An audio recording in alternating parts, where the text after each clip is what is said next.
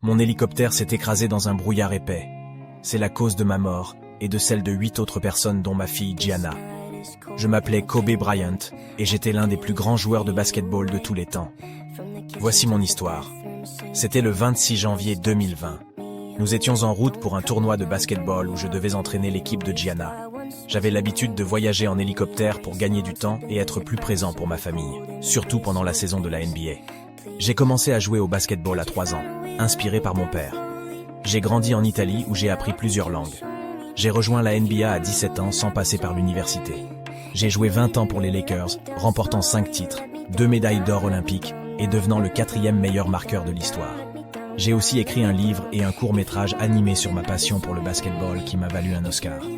J'étais surnommé Black Mamba, car je me comparais à un serpent rapide et féroce. Je voulais être le meilleur joueur possible et je n'avais peur de rien. J'étais un leader, un mentor et une source d'inspiration pour beaucoup. J'étais aussi un père aimant et un mari fidèle. J'avais 4 filles, dont Gianna, qui partageait mon amour pour le basketball. Je voulais lui transmettre mon héritage et la soutenir dans ses projets. Nous étions très proches. Ma vie n'a pas été facile. J'ai connu des blessures graves qui ont affecté ma santé.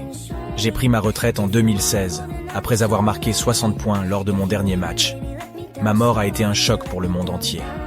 Des hommages ont afflué de partout, saluant ma légende et mon influence. Ma femme Vanessa a prononcé un discours émouvant lors d'une cérémonie en notre honneur. Mon histoire est celle d'un homme qui a suivi sa passion, qui a travaillé dur pour atteindre l'excellence et qui a laissé une empreinte indélébile dans son domaine. C'est aussi celle d'un homme qui aimait sa famille plus que tout et qui a perdu la vie en voulant partager un moment privilégié avec sa fille. La morale que je voudrais vous transmettre est la suivante. Ne prenez pas la vie pour acquise, car elle peut s'arrêter à tout moment. Profitez de chaque instant avec vos proches, faites ce qui vous rend heureux. Poursuivez vos rêves avec détermination et courage. Soyez reconnaissants pour ce que vous avez et pour ceux qui vous soutiennent.